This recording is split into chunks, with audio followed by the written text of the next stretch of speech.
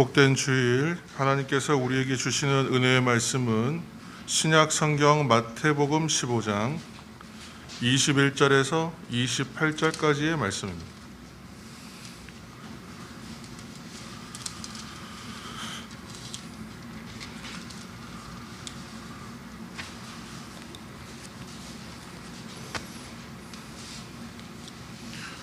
신약 성경 마태복음 15장 21절에서 28절까지의 말씀, 신약 성경 26면 전후에 있습니다.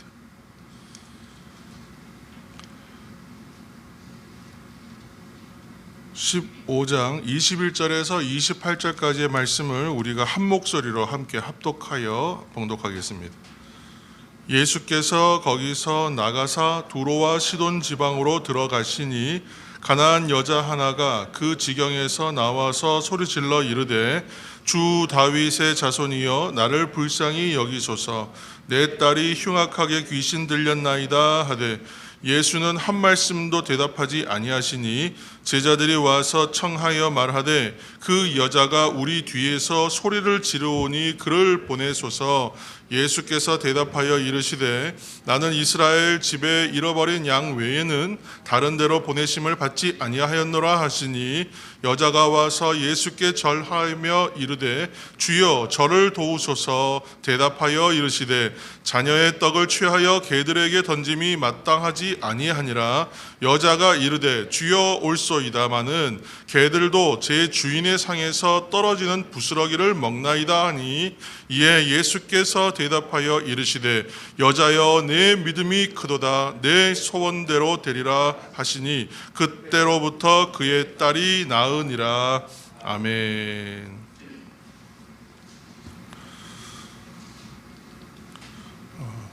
우리는 새해에 시작하는 첫 달인 이 1월달 한 달간 어떻게 시작할까, 그리고 이제 어떻게 살아갈까에 대한 이야기를 했습니다. 그리고 이제 세 번째 주로 오늘은 그렇다면 무엇으로 살까라는 이제 제목으로 함께 말씀의 은혜를 나누고자 합니다. 우리는 그 죄와 사망의 뿌리를 가진 인생이었죠. 그렇지만 이제 그 인생에서 은혜의 선물인 주를 믿는 믿음을 소유하는 구원받는 백성이 되었고 하나님의 자녀가 되었습니다. 그래서 이제는 마르지 않는 생명의 어떤 공급을 받는 그 생명의 뿌리를 가진 나무와 같은 인생이 되었고 우리가 그렇게 그리스도 안에서 살아가고 있습니다. 우리는 이처럼 그 믿음으로 말미암아서 의롭다 하는 신분의 변화를 겪었고, 그리고 이제 본질적으로는 이제 변화된 새 사람, 성도의 정체는 변화된 새 사람이죠. 그래서 변화된 새 사람으로서의 삶을 살게 된 것입니다. 그러므로 오늘도 새 사람으로 살아가는 은혜로 충만하시기를 예수님의 이름으로 축복합니다. 아멘. 이처럼 성령 안에서 성도로서 살아가는 우리들에게 언제나 용기와 소망이 부어진다는 사실을 여러분 기억하시기 바랍니다. 또 새 사람으로서 생활해 나갈 때에 필요한 능력 또한 공급되고 부여됩니다. 그것은 다 믿음으로 말미암아 시작된 것이고 믿음으로 말미암아 이루어지는 일입니다. 그래서 이렇게 보면 신앙생활에서 가장 중요한 요소는 믿음이라고 할 것입니다. 그러므로 믿음의 성도로서의 삶의 능력이 되는, 그러니까 믿음이 성도들의 삶의 능력이 되는 근거가 무엇인가에 대해서 지금 한번 나누고자 합니다.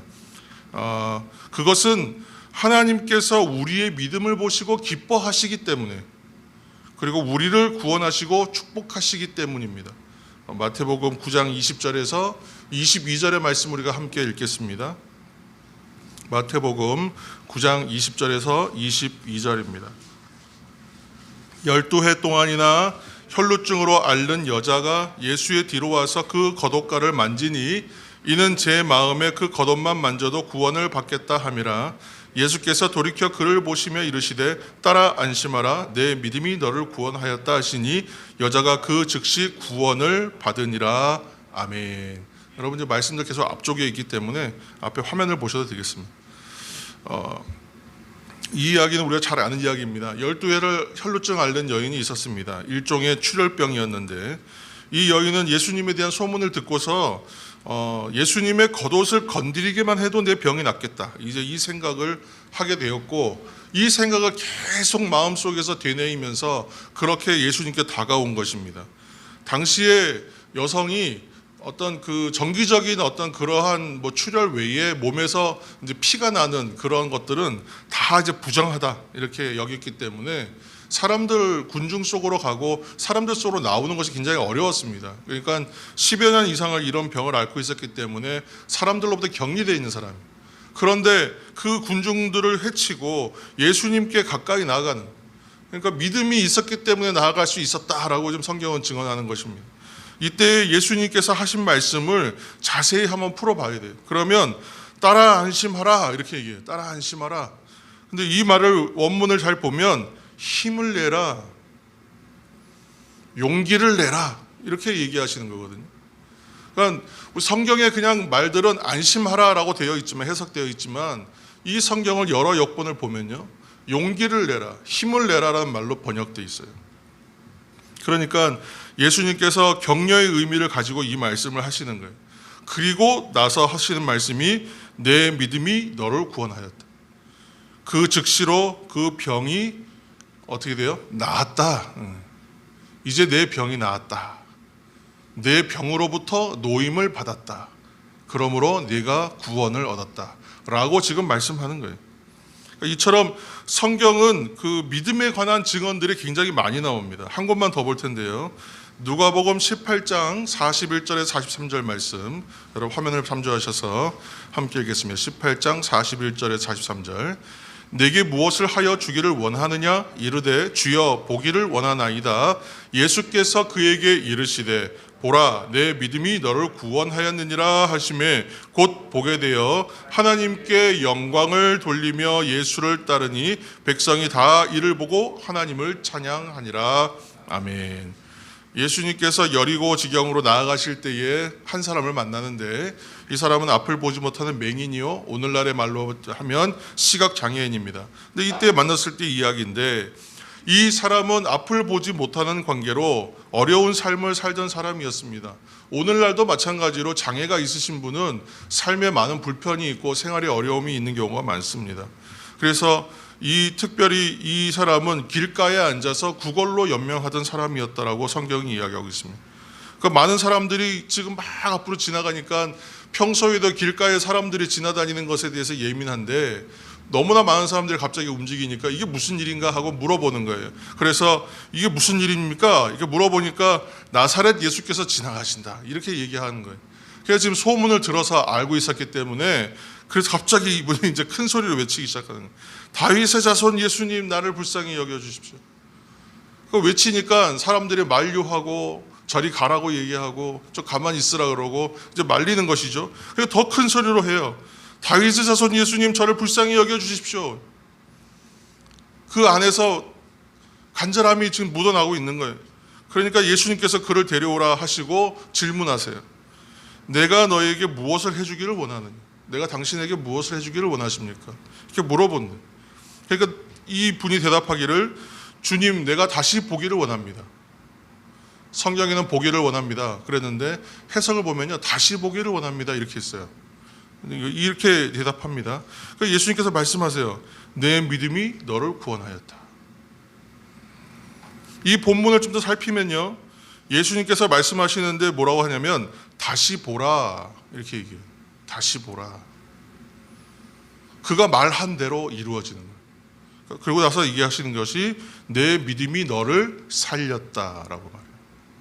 그러니까 지금 구원에 대해서 얘기할 때 구원받았다, 네가 구원으로 인하여 노임을 받았다 이런 말씀하실 때에 선포되는 말 앞뒤의 얘기들을 보면요, 의미가 어떤 의미가 포함되어 있냐면 힘을 내라, 용기를 내라, 내가 살았다, 생명이 있다 이런 얘기를 하시는 거예요. 그러니까 지금 믿음과 관련한 내용들을 잘 살펴보면 어떤 말들과 연관되어 있냐면 구원, 회복, 생명이에요. 그래서 이것은 삶에 희망이 없던 사람들에게는 소망이 되는 거예요. 믿음이. 그리고 어둠 속에 있던 사람들한테는 빛이에요. 생명이 없던 사람들에게는 영원한 생명, 영생이에요. 그러므로 믿음을 주신다는 얘기는 용기를 주신다. 믿음은 새 사람을 살게 하는 능력이 된다는 것을 지금 말씀하고 계시는 거예요. 또한 예수님께서 우리를 보실 때에 무엇을 보셨어요? 지금 사람들 앞에 사람들을 뚫고 나오는 사람들이요, 사회적 지위가 있고 뭐 스펙이 있고 외모가 좋은 사람들이 아니에요. 조건 좋은 사람들이 다 보면 사람들에게 외면받는 사람, 다 조건이 좋지 않은 사람들이에요. 비천한 사람들이에요. 그러니까 예수님께서 우리를 보실 때에 무엇을 보시는가? 외모를 보시지 않는다. 조건 따지지 않으신다. 스펙을 보지 않으신다는 거예요. 지식이 많은가 여부를 보지 않으신다. 외모가 잘생겼는가 보지 않으신다. 내 과거가 화려하고 내 경력이 좋은가 보지 않으신다. 오직 무엇을 보십니까? 믿음을 보신다. 믿음. 그래서 오늘 우리가 우리를 구원하게 하시고 회복하시고 생명을 주시는 그 믿음, 그것을 주시는 분은 우리에게 믿음이 있느냐만 보신다. 우리의 중심에 무엇이 있는가를 보신다는 것을 여러분 기억하시길 바랍니다.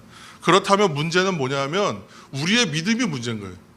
나의 믿음의 상태. 그래서 내가 지금 우리가 하고 싶은 얘기는 믿음이 있는가, 내가 뭐 구원 받았는가 이 얘기를 하자는 게 아니에요. 이거는 성도로서 하나님 앞에 다 이미 받은 것이, 믿음도 선물로 받았고 구원도 선물로 받았고 은혜도 선물로 받았어요. 이 사실에 대해서 확인하자는 얘기가 아니라 나는 그렇다면 나의 상태는 어떠한가를 보자는 거예요. 그래서 항상 주일 예배의 자리에서 우리가 해야 될 일들은 점검하는 거예요. 내가 있어야 할 자리에 있는가, 나의 삶의 방향성이 옳았는가, 지금 내가 잘하고 있는지를 확인하는 거예요.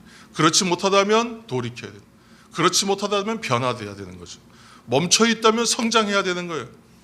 여전히 내가 잠자는 자로 있다면 깨어나는 사람이 돼야 되는 거예요. 그렇지 않겠습니까? 그래서 오늘 이 시간은 믿음이 있는가 구원받았는가가 아니라 나의 구원을 완성해 가고 있는가.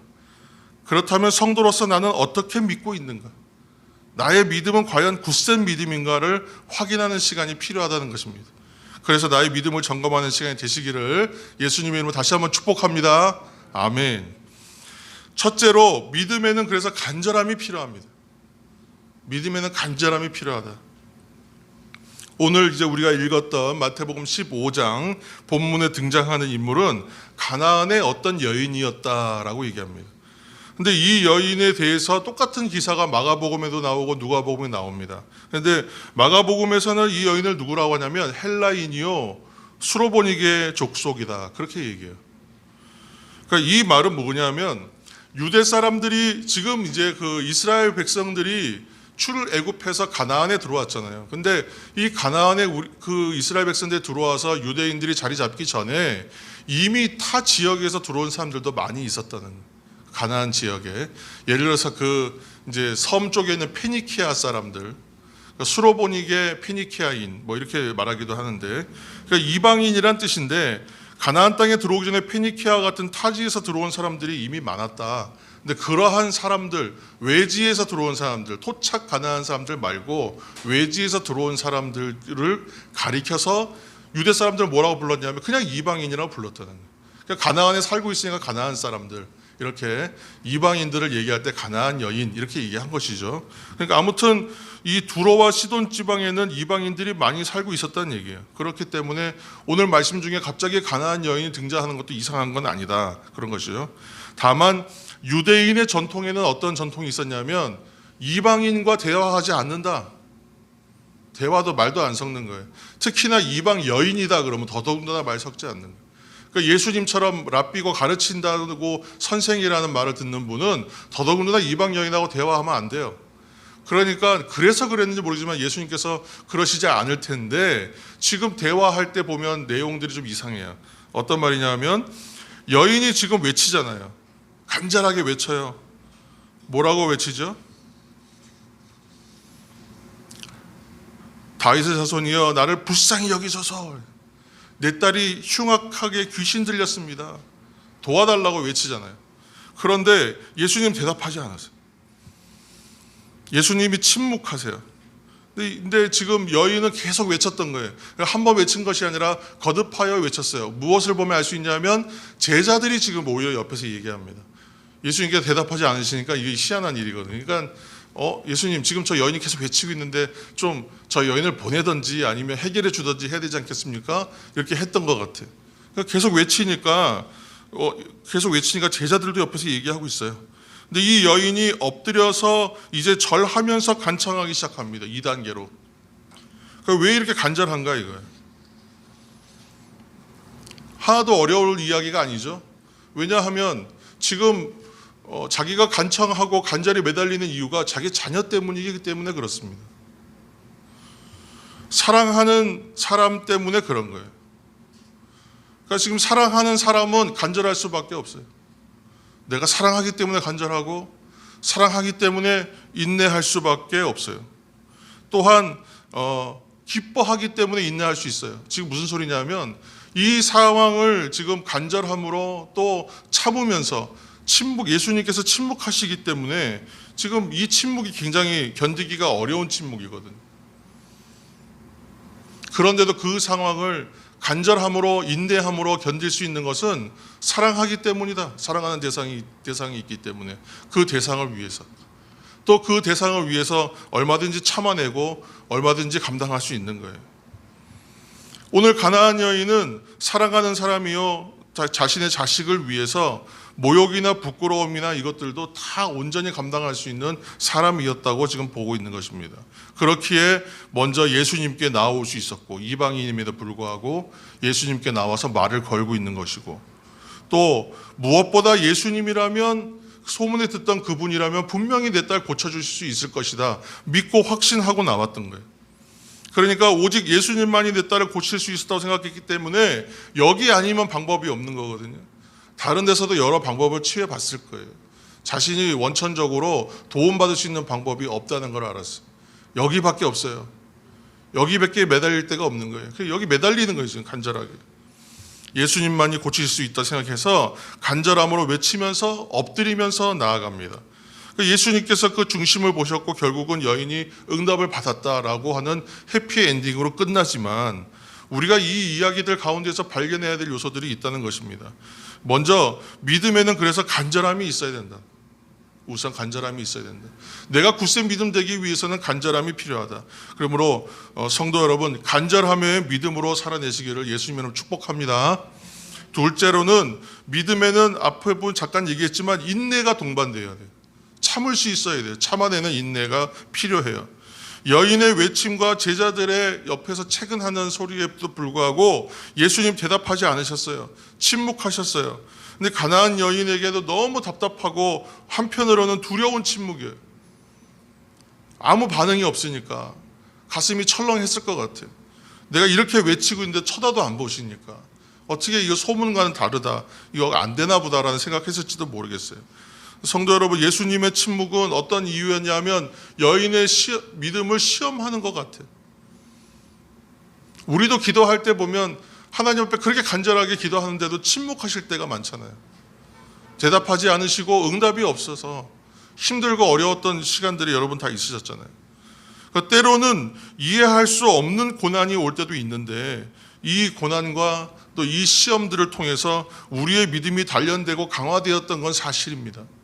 이러한 마음과 이런 관점에서 이 이야기들을 우리가 짚어나가는 거예요. 또한 여러분 기도할 때 두 번째 이런 경우도 있었죠. 성령 안에서 여러분 기도하실 때에 기도가 바뀌는 걸 경험했었잖아요. 그처럼 하나님께서 우리에게 응답 주실 때에는 내 기도의 방향이 온전하지 않을 때는 기도를 바꾸시고 내가 기도하여 A라는 기도를 하면서 A에 대한 답을 원하실 때 하나님께서는 그것 외에 더 필요하신 것이 있으므로 우리에게 더한 것을 주실 때가 있어요. 나는 분명히 10가지를 구했는데 하나님은 10가지가 아니라 너에겐 100가지가 필요하다고 하실 수 있다는 거예요. 그러니까 나의 응답과 방법이 나의 기도에 대한 응답과 방법이 내 생각과는 다를 수 있다는 거예요. 그래서 때로는 기도를 바꾸시고 내가 기도 바꾸는 것에 대하여 잘 알지 못하고 내가 기도가 변하지 않으면 하나님께서는 다른 응답을 주실 때가 있다는 거예요. 그러니까 내 기도에 대해서 응답이 이루어지지 않았다고 생각하지만 사실은 내 일상 가운데 실제로 필요했던 문제는 해결되고 있는 거예요. 여러분 그러한 일들이 있는 것입니다. 그러니까 이것을 가리켜서 우리가 플러스의 은혜라고 했잖아요. 그렇죠? 여러분 기억나십니까? 하나님께서 우리에게 주실 때는 응답 외에 플러스의 은혜를 주신다. 지금 예수님께서는 여인의 지금 문제가 무엇인지 모르셨겠어요? 알고 있어요. 알고 계세요. 그런데 이 문제의 해결만이 예수님의 목적이 아니에요. 예수님의 목적은 여인의 문제만을 해결해 주는 것으로 만족하지 않아요. 여인의 믿음을 확실하게 세우고 굳건하게 하시기를 원하세요. 존재 자체를 바꾸기를 원하세요. 문제를 바꾸는 것이 아니라 존재를 바꾸기를 원하세요. 그 사람의 운명을 바꿔주기를 원하세요. 나의 존재와 나의 운명을 바꿔달라고 이 사람은 지금 외치지 못해요. 알지도 못해요. 문제가 해결돼야 된다고 생각하고 있어요. 그러나 예수님 보는 관점은 문제의 해결이 아니에요. 이 사람의 존재가 바뀌어야 되고 이 사람의 운명이 바뀌어야 돼요. 그렇기 때문에 그 문제에 주목하시면서 그 질문들과 요청에 대하여 침묵하고 계시는 거예요. 어떻게 구하나 보고 계시는 거예요. 그래서 이 한 사람이 변화되면 얼마나 많은 영혼들이 주 앞으로 돌아올 수 있는지까지도 보시는 거예요. 그러므로 우리가 믿음으로 기도한다고 얘기할 때에 여러분 두려워하지 않으시기 바랍니다. 내 기도에 대하여 즉시로 응답이 없고 내가 원하는 답으로 응답이 오지 않는다 하고요, 여러분 낙심하거나 염려하거나 걱정하거나 더더군다나 의심하지 않으시기를 예수님 이름으로 축복합니다. 오늘도 두려워하는 제자들과 두려워하는 사람들을 향하여 하나님께서 말씀하여 주시는 말씀이 있어요. 마태복음 14장 27절에 보시면 안심하라, 나니 두려워하지 말라. 너무나 유명한 말씀이잖아요. 물 위를 걸으시는 주님을 보고 제자들이 덜컥 겁이 났거든요. 근데 그때 말씀하시는 건 나니까 두려워하지 말라. 그러니까 주님이 함께 계시다고 생각하면 두려워하지 않는 것인데, 우리는 지금 내가 주님 앞에 무엇 문제 하나 구했는데 그것이 해결되지 않는다고 해서 덜컥 염려하고 걱정하고 낙심하고 두려워하는 것이 우리들의 믿음의 모습일 수 있다는 것이죠. 그러므로 믿음으로 기도하고 믿음으로 살아가는 사람들은 두려워하지 말라, 염려하지 말라는 것은 이미 주님께서 함께하고 계심으로 두려워할 필요가 없다는 거예요. 우리가 생명 안에서 살아가고 있는 사람이므로 두려워할 것이 없다는 거예요. 지금 나의 존재와 나의 운명과 나의 생명을 변화시키는 분께서 나와 함께하고 계시기 때문에 지금 이 눈앞의 문제가 즉시로 해결되느냐 아니냐는 내 운명과 존재를 바꾸는 문제는 아니라는 것이죠. 여러분 두려워할 필요가 없다는 거예요. 염려할 필요가 없다는 거예요. 지엽적인 것에 매여서 전체적인 것을 놓칠 필요는 없다고 말씀드리는 것입니다. 셋째로, 우리의 견고한 믿음의 상태를 보실 때에 믿음의 분량이 채워져야 돼요. 믿음의 분량이 채워져야 된다. 저는 이렇게 양이 뭔가 채워진다는 개념들을 얘기하는 걸 그렇게 좋아하지 않았어요. 그런데 아무리 체험하고 살아보아도 그 때가 있어요. 그것이 공급되어지는 것이 충분하게 채워지는 어떤 때가 있습니다. 모든 일들이 이루어지기 위해서는 차곡차곡 쌓여야 되는 시간들이 필요하더라는 거예요. 경험도 필요하고 체험도 필요하고 시간의 흐름도 충분히 지나야만 일이 해결되더라고요. 나는 오늘 기도했으니 내일은 빨리 해결됐으면 좋겠거든요. 근데 그렇지가 않더라고요. 그러니까 금방금방 실망하고 낙심하는데 그렇지가 않아요. 기다려야 돼요. 하나님의 때를 진득하니 기다려야 되는 때가 필요하다는 거예요. 그래서 오늘 믿음의 분량이 채워져야 한다고 말씀드리는 거예요. 여러분 채워짐을 생각하면 떠오르는 사건들이 너무 많아요. 너무 많은데 몇 가지만 우리 얘기해 보겠습니다. 요한복음에 나타나는 표적이 있죠. 첫 번째 기적 무엇입니까? 가나의 혼인잔치. 가나의 혼인잔치, 갈릴리 가나에서 있었던 혼인잔치. 잔치에 포도주가 떨어졌어요. 예수님께서 나와는 상관없는 일이라고 항변했지만 그 일에 결국은 개입을 하세요. 돌 항아리 6에 무엇을 채우라? 물을 가득 채우라. 그리고 그 물이 어떻게 돼요? 포도주로 변화되는 역사가 나타나요. 이 일을 통해서 밑에 그 다음에 이어지는 구절을 여러분 보시면 뭐라고 얘기하냐면 이 일을 통해 제자들이 예수님을 믿게 되었다라고 얘기해요. 여러분 이 기적들을 체험들을 보실 때에 변화된 체험만 중요하느냐? 그렇지가 않아요. 지금 채워짐을 통하여 때가 되어 지금 자신의 때가 되지 않았다고 예수님 말씀하셨지만 이 물을 채우는 사건을 통해서 채워짐을 통하여 때가 되면 이루어진다. 지금 제자들이 이제 여기서 믿음이라는 것을 얻기 시작하는 장면이거든. 구약의 유명한 사건들 너무 많죠. 우리가 아람 사람 그 나아만 장군의 이야기도 잘 알잖아요. 한센병, 나병 환자였던 나아만이 이스라엘의 엘리사 선지를 찾아와서 자신의 병 고치기를 원했어요. 그래서 사환을 통해서 들은 이야기는 무엇입니까? 요단강에 가서 7번 씻으라. 아주 막 화가 났어요. 내가 씻을 데가 없어가지고 요단강에 가서 뭐 씻으라는 얘기 들으려고 여기까지 온 줄 아니. 막 화가 난 거예요. 그런데 이제 옆에 사환의 아이가 이렇게 얘기하잖아요. 그보다 더한 일도 하라고 하면 하셔야 되는 거 아니냐. 그 말에 깨달아가지고 화를 가라앉히고 마음을 바꿔서 그가 요단강 가서 씻습니다. 6번까지 씻을 때 어떤 일이 일어납니까? 아무 변화도 없어요. 근데 7번 몸에 담그니까 어떻게 돼요? 어린아이의 살과 같이 되었다. 이런 일들은 너무 많아요. 또 그 가나안 정벌 때 여리고성 정복하는 이야기도 마찬가지 아닙니까? 하루에 한 바퀴씩. 7째 날에는 몇 바퀴요? 7바퀴. 7째 날 6바퀴째까지는 아무 일이 없어요. 조롱 들었어요. 비웃었어요. 쟤들 뭐 하는 거냐? 그런 소리 들었을 겁니다. 그런데 그렇게 7바퀴째를 도는 순간에 여리고 성은요, 역사 기록을 보면 1000년 동안 정복되지 않았던 성이라고 얘기나. 굉장히 오래된 고성이고 너무나 견고하게 지어져서 1000년 동안 정복되지 않았던. 그런데 그 성이 정복된 것이 아니라 그냥 무너졌어요. 성벽이 무너졌대요. 성벽이. 분량이 채워질 때 놀라운 일이 일어나는 것입니다. 그때 믿음의 역사가 나타나는 것입니다. 자, 오늘 이러한 얘기들의 관점을 가지고 가나안 여인과 예수님의 마지막 대화를 이제 완성해 보겠습니다.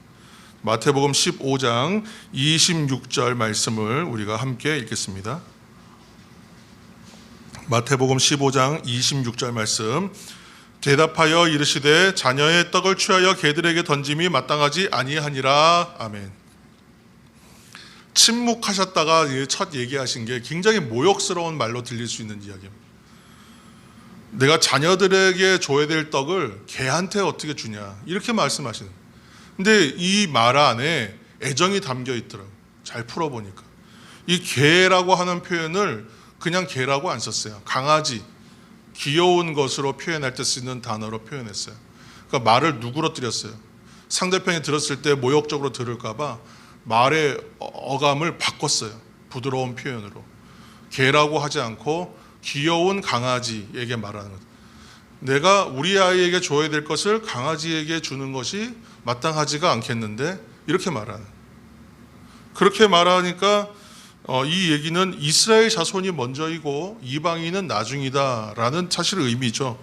그래서 이것은 단순히 모욕 주고 거절하기 위한 말씀이 아니라 지금 체킹하는 거예요. 이 여인의 분량이 채워져 있는가를 확인하시는 거예요. 다시 한번 두들기시는 얘기. 이 여인이 어떠한 대답하냐면요, 기가 막힌 대답을 합니다. 마태복음 15장 27절 말씀 함께 읽겠습니다. 여자가 이르되 주여 올소이다마는 개들도 제 주인의 상에서 떨어지는 부스러기를 먹나이다 하니. 아멘. 충격적인 대답. 저는 이 성경의 이 부분을 읽을 때마다 감탄사가 나와요. 와, 어떻게 이런 대답을 하지? 야, 정말 대단하다.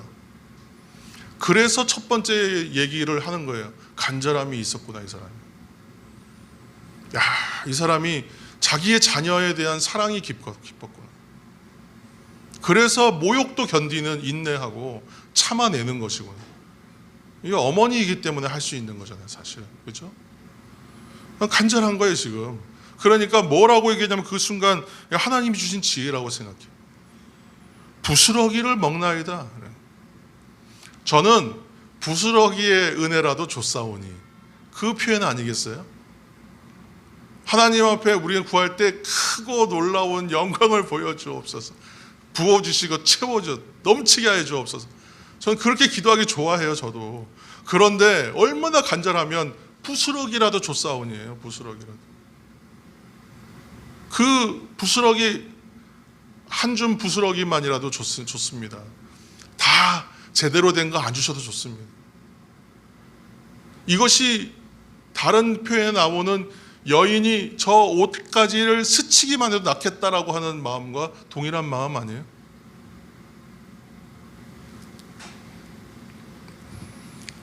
지금 대화를 새 한글 성경 버전으로 제가 다시 한번 읽을게요. 예수님이 대답하셨다. 자녀들이 먹을 것을 가져다가 강아지들에게 던져주는 것은 옳지 않을 것 같아요. 그가 말했다. 예, 주님, 하지만 강아지들도 제 주인의 밥상에서 떨어지는 부스러기는 먹습니다. 진짜 감탄할 수밖에 없는 놀라운 고백이고 대답인 것. 하나님의 말씀에 대하여 순종하는 것, 부스러기의 은혜라도 좋습니다라고 고백하는 것, 겸손함이죠. 온전히 순종할 수 있는 마음입니다. 근데 이것이 아마도 믿음의 분량이라고 생각해요. 참고 견딜 수 있는 인내가 믿음의 분량이라고 저는 생각해요. 인내함으로 복을 받고 인내함으로 응답받은 이야기는 성경에서뿐만이 아니라 우리의 삶에서 너무 많은 얘기를 들었잖아요. 참 간증, 여러 번 간증 주변에서 많이 들으셨잖아요. 사랑함으로 어떤 일도 기쁨으로 감수하고 나아가는 그 중심이 주님이 기뻐 받으시는 믿음의 분량이었다는 거예요. 오늘 가나안 여인의 부스러기라도 족하다라는 고백이 바로 믿음의 분량이 채워지는 장면입니다.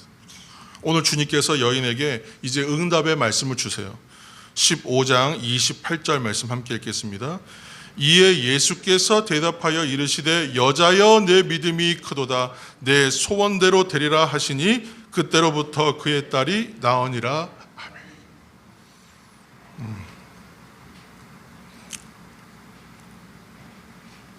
아멘. 말씀을 읽으면서 이렇게 울컥울컥 올라와요. 우리도 이런 응답의 자리에 갈 수 있거든요, 여러분.